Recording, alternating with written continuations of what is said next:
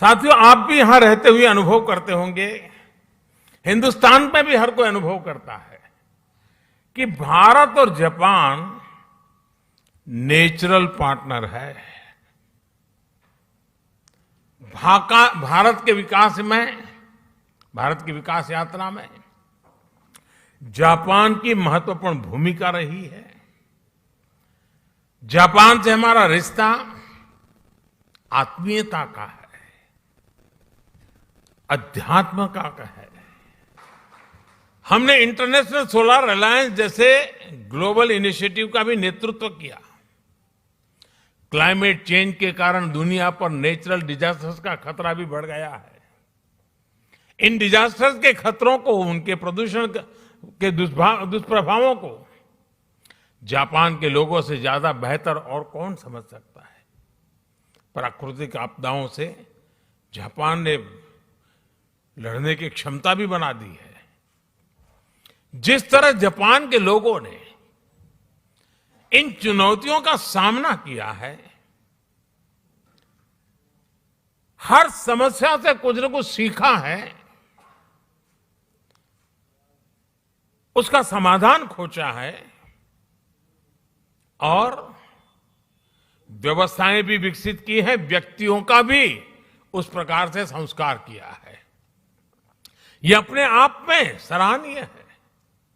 इस दिशा में भी भारत ने सीडीआरआई यानी coalition for disaster resilient infrastructure में लीड ली है। साथियों, भारत आज ग्रीन फ्यूचर, ग्रीन जॉब्स के लिए, कैरियर रोडमैप के लिए भी बहुत तेजी से आगे बढ़ रहा है। भारत में इलेक्ट्रिक मोबिलिटी को व्यापक प्रोत्साहन दिया जा रहा है। ग्रीन हाइड्रोजन को हाइड्रोकार्बन का विकल्प बनाने के लिए विशेष मिशन शुरू किया गया है। बायोफ्यूल से जुड़ी रिसर्च और इंफ्रास्ट्रक्चर के निर्माण पर बहुत बड़े स्केल पर काम चल रहा है। भारत ने इस दशक के अंत तक अपनी टोटल इंस्टॉल्ड पावर कैपेसिटी का 50% नॉन फॉसिल फ्यूल से पूरा करने का संकल्प लिया है।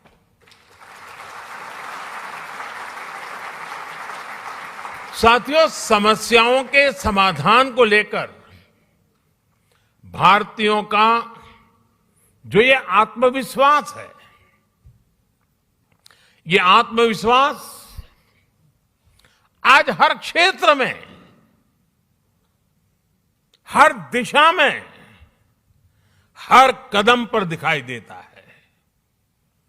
ग्लोबल सप्लाई चेन को जिस प्रकार बीते 2 सालों में नुकसान पहुंचा है, पूरी सप्लाई चेन सवालिया निशान में घिरी हुई है। आज सारी दुनिया के लिए यह अपने आप में एक बहुत बड़ा संकट बना हुआ है। भविष्य में ऐसी स्थिति से बचने के लिए हम आत्मनिर्भरता के संकल्प के साथ आगे बढ़ रहे हैं।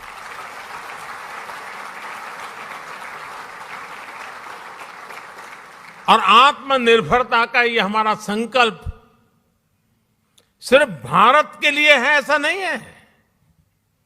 ये एक stable, trusted global supply chain के लिए भी बहुत बड़ा इन्वेस्टमेंट है। आज पूरी दुनिया को यह एहसास हो रहा है कि जिस स्पीड और स्केल पर भारत काम कर सकता है वो अभूतपूर्व है। दुनिया को आज ये भी दिख रहा है कि जिस स्केल पर भारत अपनी इंफ्रास्ट्रक्चर और इंस्टीट्यूशनल कैपेसिटी बिल्डिंग उस पर जो जोर दे रहा है यह भी अभूतपूर्व है। कोरोना के शुरुआती दिनों में जब सब बंद था, उस संकट के कालखंड में भी भारत सरकार एक क्लिक बटन दबा करके एक साथ करोड़ों भारतीयों तक आसानी से उनके लिए जो मदद पहुंचानी है पहुंचा पाते थे।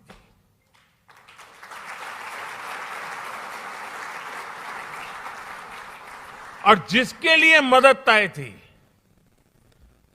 उसी को मिली, समय पर मिली, और इस संकट से जूझने का उसे सामर्थ्य भी मिला। भारत में आज सही मायने में पीपल लेड गवर्नेंस काम कर रही है। गवर्नेंस का यही मॉडल डिलीवरी को एफिशिएंट बना रहा है।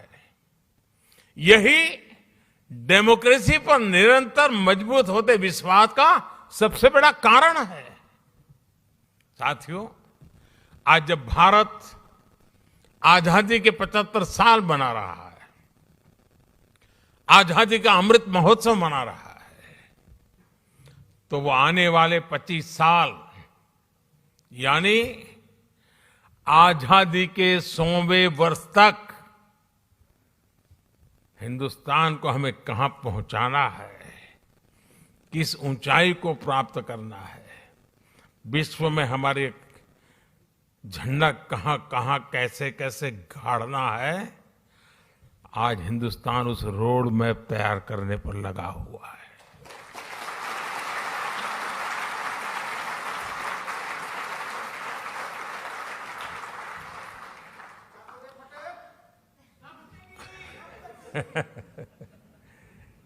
आजादी का ये अमृतकाल भारत की समृद्धि का, संपन्नता का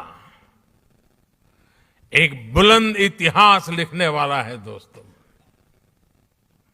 मैं जानता हूं कि ये जो संकल्प हमने लिए हैं, ये संकल्प में आप पे बहुत बड़े हैं,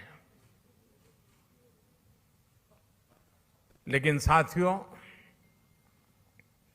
मेरा जो लालन पालन हुआ है,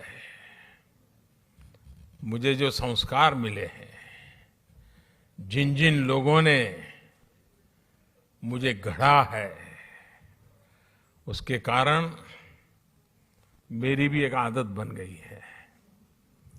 मुझे मक्खन पर लकीर करने में मजा नहीं आता है, मैं पत्थर पर लकीर करता हूं।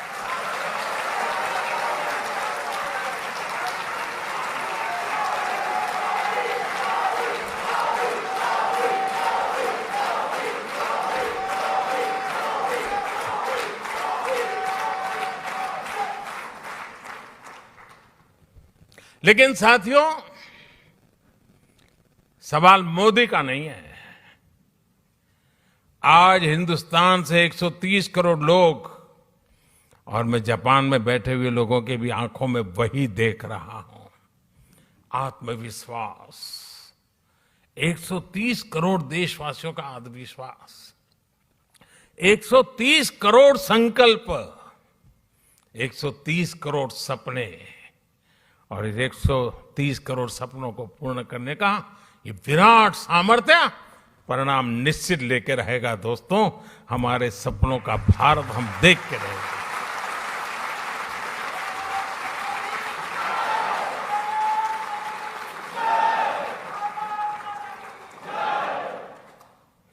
आज भारत अपनी सभ्यता, अपनी संस्कृति, अपनी संस्थाओं के, अपने खोए हुए विश्वास को फिर से हासिल कर रहा है। दुनिया भर में कोई भी भारतीय आज सीना तान करके, आंख में आंख मिला करके हिंदुस्तान की बात बड़े गर्व से कर रहा है। ये परिवर्तन आया है।